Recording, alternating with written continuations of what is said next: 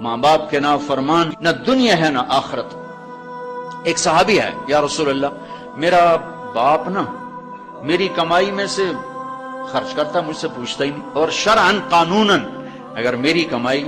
میرے باپ کی جو کمائی ہے یا زمین ہے جائیداد ہے اس سے الگ میں نے اپنی محنت سے کوئی کمائی کی ہے، وہ میری ذاتی چیز ہے،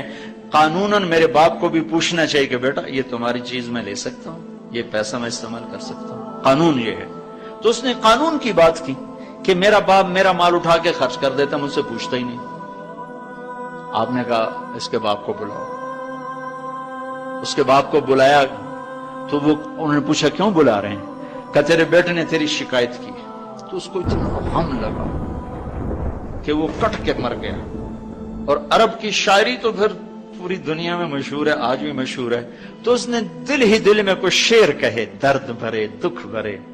اور وہ انہی شعر کو اپنی زبان سے نہیں دل ہی دل میں کہتا کہتا دربار رسالت میں مسجد میں پہنچا تو جبریل پہلے آ چکے تھے۔ کہنے لگے یا رسول اللہ تعالیٰ فرما رہے ہیں کہ آپ اس سے کہیں کہ پہلے وہ شعر سنا جو تیری زبان سے تو ادا نہیں ہوئے، تو تیرے رب نے عرشوں پہ سن لیے۔ آپ نے فرمایا بھائی اب تمہارا کیس سنوں گا، پہلے وہ شعر سنا جو تیری زبان سے نہیں ادا ہوئے۔ اللہ نے سنے۔ کہنے لگا یا رسول اللہ میں گواہی دیتا ہوں آپ سچے رسول ہیں، آپ کا رب بڑا طاقتور رب ہے، آپ کے رب کی قسم زبان سے ایک لفظ نہیں نکلا، دکھ بھری فریاد تھی جو دل کی دنیا میں اٹھی اور وہیں گم ہو گئی، سینے سے اٹھی اور سینے میں ہی دفن ہو گئی، پر آپ کے رب نے عرشوں پہ سن لیا۔ آپ نے کہا اچھا سنا تو صحیح میرے بھائی۔ میں کہا جی میں نے کہا بچے جس دن تو پیدا ہوا اس دن سے ہم نے اپنے لیے جینا چھوڑ دیا، ہم نے تیرے لیے جینا شروع کیا۔ گرمی سے لڑے، سردی سے لڑے، موسموں سے لڑے، حالات کے آہنی پنجوں سے رزق نکالا، جبڑوں سے رزق نکالا، جوانی کو قربان کیا، صحت کو قربان کیا، اپنے جذبات کو سلا دیا، تیرے چہرے کی ایک مسکراہٹ دیکھنے کے لیے ساری ساری رات کام کیا، سارا سارا دن کام کیا،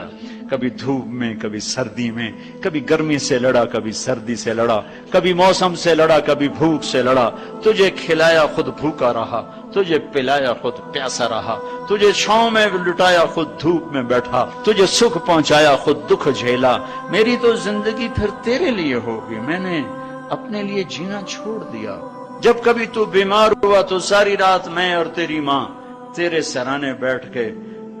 دھڑ دھڑ دل دھڑک رہے ہوتے تھے، کہیں مر نہ جائے، کچھ ہو نہ جائے۔ ہسپتال پہنچیں، ڈاکٹر کو بلاؤ، ٹیکسی بلاؤ، گاڑی بلاؤ، رکشہ بلاؤ، جلدی سے ہسپتال پہنچاؤ۔ اسی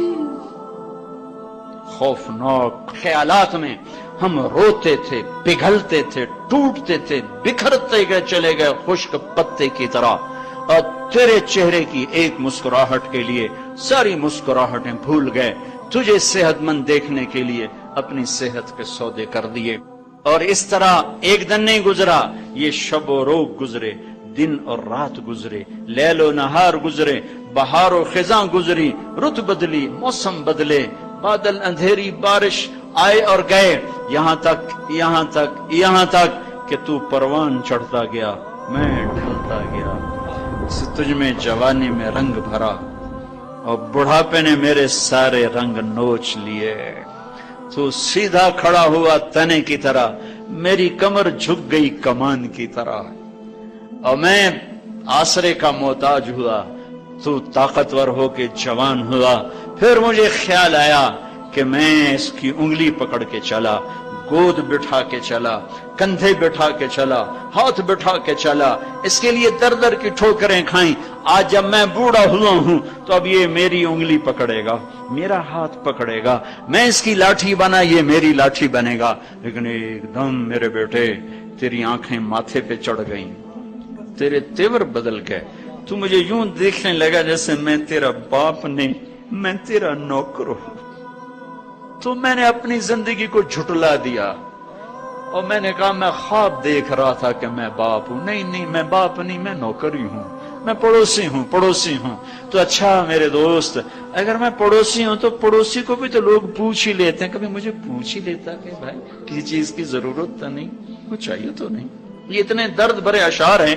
کہ میرے تو اتنی فصاحت نہیں کہ میں اس کا ترجمہ کر سکتا، لیکن یہ وہ اشعار تھے کہ میرے نبی زار و قطار روتے اور آپ ٹوٹ پڑے اور آپ کی داڑھی آنسوں سے تر ہو گئی اور آپ نے اس کو گریبان سے پکڑا اور یوں جھٹکا دے کر اٹھ جا، دفع ہو جا، انت و مالک لابیک، تو باپ کے خلاف مقدمے کرتا ہے، نکل جا، تو اور تیرا سب کچھ تیرے باپ کا ہے۔ یہ صرف روز شب قدر سے متعلق نہیں ہے کہ ماں باپ کا نافرمان ہے تو اس کی شب قدر برباد ہو گئی، ماں باپ کا نافرمان ہے تو سب کچھ برباد ہو گیا۔